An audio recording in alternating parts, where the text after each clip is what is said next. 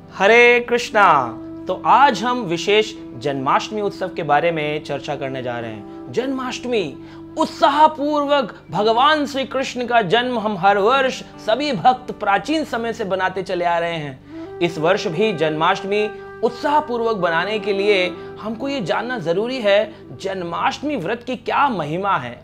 हरि भक्ति विलास ग्रंथ में सनातन गोस्वामी पाद वर्णन करते हैं कि अगर कोई व्यक्ति जन्माष्टमी के दिन व्रत रख लेता है तो अपने 7 जन्मों के पाप को नाश कर देता है। एक जन्माष्टमी का व्रत यानी उस दिन हमें फलाहार कर सकते हैं लेकिन अन्न ग्रहण नहीं करना है। और कई लोग तो बिना जल के निर्जल भी इस व्रत को रखते हैं। बड़ी महिमा इसकी बताई गई है। कहते हैं प्रीतः कृष्ण वल्लभा, यहां तक कि भगवान श्री कृष्ण को अति प्रिय है ये जन्माष्टमी का व्रत यानी भगवान श्री कृष्ण का जन्मोत्सव।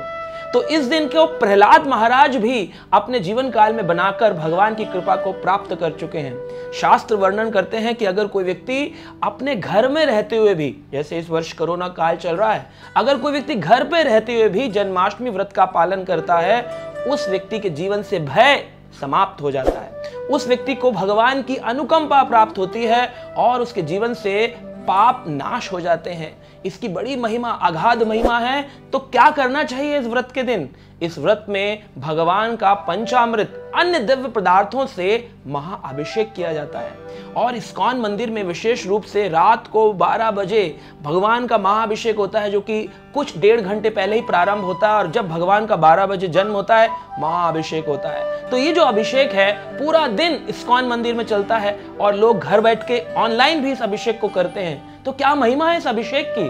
कहते हैं जितनी जितनी बूंद उस पंचामृत की भगवान के श्री विग्रह पर गिरती है उतना उतना उस व्यक्ति को भगवान के धाम में रहने का मौका मिलता है। यानी भगवान अपने समीप, बिल्कुल अपने क्लोज बुला लेते हैं उस भक्त को। कहते हैं बस इसने मेरे श्री विग्रह का पंचामृत से अभिषेक किया है। तो आप ऑनलाइन अभिषेक करके भी ये कृपा प्राप्त कर सकते हैं। घर बैठे भगवान का अभिषेक करिए और भगवान के प्रिय बन जाइए। कहते हैं भगवान की महाआरती भी होती है। भगवान के अभिषेक के बाद भगवान को पंच दीपिका से अलग अलग पदार्थों से भगवान की आरती की जाती है। अगर ये आरती व्यक्ति कोई कर ले तो उसके जीवन में सभी प्रकार के दुख समाप्त होते हैं, सुख समृद्धि उसे प्राप्त होती है।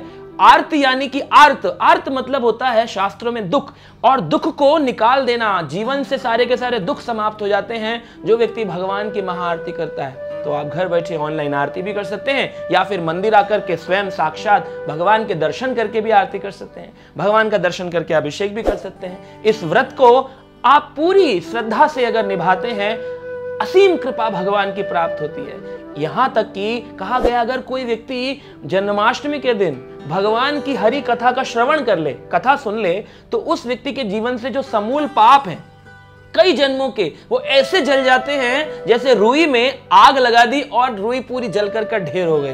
तो कितनी महिमा है इस जन्माष्टमी व्रत की। तो जन्माष्टमी का व्रत रखिए, महाअभिषेक में सहयोग करिए, महाआरती में सहयोग करिए, या तो प्रत्यक्ष मंदिर आकर या फिर ऑनलाइन। और इस प्रकार से आप घर बैठे भगवान की कृपा को प्राप्त कर सकते हैं।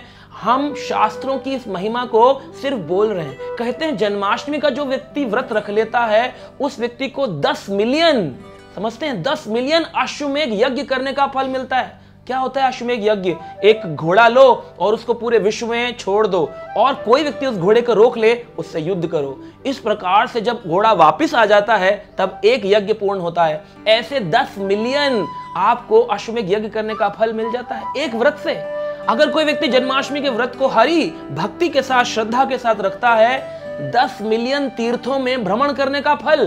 पुराणों की महिमा है, पुराण कह रहे हैं 10 मिलियन तीर्थों में भ्रमण करने का फल मिल जाता है। अब जरा सोचिए इस व्रत को रखने में क्या बुराई है। क्यों ना रखें हम फलाहार के द्वारा और उत्साहपूर्वक भगवान का दर्शन करें मंदिर जाकर, या घर बैठे ऑनलाइन आरती और अभिषेक करके इस व्रत को पालन करें, हरि कथा का श्रवण करें, भगवान के नाम का जप करें और भगवान की कृपा को प्राप्त करें।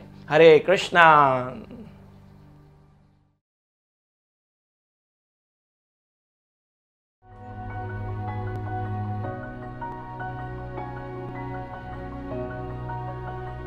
Subscribe now and press the bell icon.